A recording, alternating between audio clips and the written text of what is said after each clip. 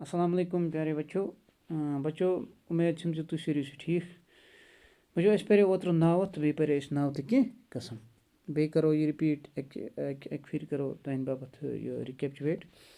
और नावत क्या गो जुमलन मज वर्तान आमद सह लफज युस कुन त किस्मुक नाव ज़ाहिर कर तथ नावत वनान जुमलन मज वर्तान आमद सह लफज युस कुन त किस्मुक नाव यानी कुन चीज़ुक नाव कुन जाय नाव वगैरह ठीक है अम पे नावत की कस्म नावत किस्मों मज पे खास नावत आम नावत जमोस नावत इकैच नावत तो माद नावत यम पे खास नावत कर बे रिकेपचुएट खास नावत तथ नावस वनान युस कुछ खास इंसान सुन खास जू सुन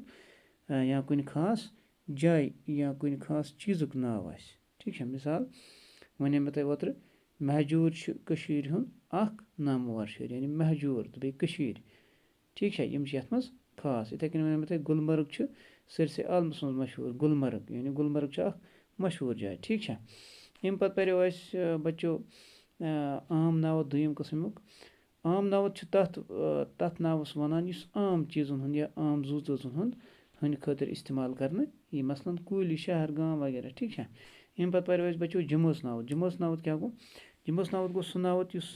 वाहिद आस मगर मन नेरिस जुमा नावत मसलन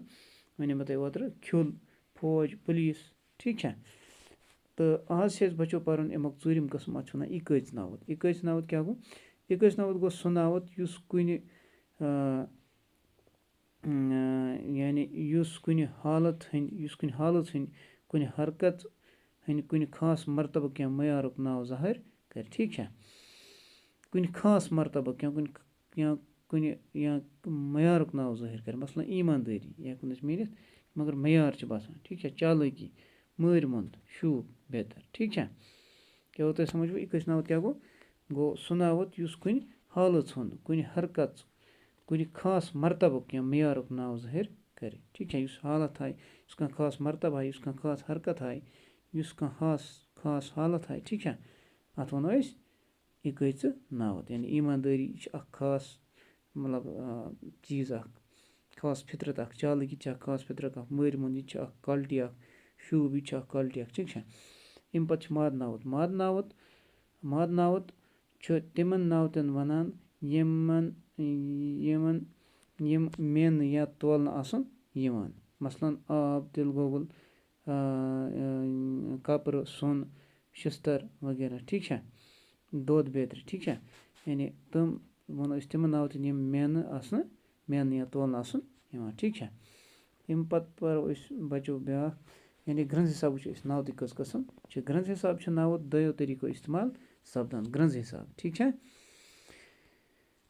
क्या गो वाहिद नावत दुयम गो जुमा नावत वाहिद नावत बे जुमा नावत वाहिद नावत वो गोडनिक वाहिद नावत कत वनान वाहिद नावत गो सह नावत युस सिर्फ अकिस शख्सस चीज़न या जाय हंद ताल्लुक बावत कर ठीक है यानी कत वाहिद नावत बच्चों वाहिद नावत गो सह नावत युस सिर्फ अकिस शख्स सुन चीज़ुक या जाय मुतलिक बावत कर यानी अकिस शख्स खालिस अकिस शख्स नाव कर यह ज़ाहिर ठीक है अकिस शख्स मुताबिक वन ठीक है अकिस नावतिस मुताबिक वन सिर्फ ठीक है या जाय या अमुक मतलब अम मुतलिक कर बावत ठीक है मसलन हून कल कुल नूर वगैरह ठीक है यानी यानी यम मतलब सिंगल चीज़ क्या कुल तो गो सिंगल कुकिल थोड़ा लेखनस मज गलत तो कुकिल ठीक है गो हून गो खालिस अक्से चीज़ मुताबिक कर बावत अम पे बच्चों वो जुमा नावत क्या गो ठीक है यम मे लेखुन यह नूल बच्चों गमत गलती कुल नूल लेखुन ठीक है अकिस नूल सिंस बारस मज अम पे पर्न जुमा नावत क्या गो जुमा नावत गो सह नावत युस एक खोत ज़्यादा चीज़न नफरन या जायन हंस बावत कर एक खोत ज़्यादा चीज़ यम आसन तिहंस बावत कर मसलन हून कुल किताब बेत्र यानी बकी यम वारिया आसन ठीक है तो अम पे वुचुन मतलब वुचो पगह क्या टॉपिक इंशाल्लाह सह गि तमी सात लगे तुम पता توٚتانۍ دِیِو خۄدایَس بِہِو خۄدایَس حوالہٕ نِجات. اَسلامُ علیکُم.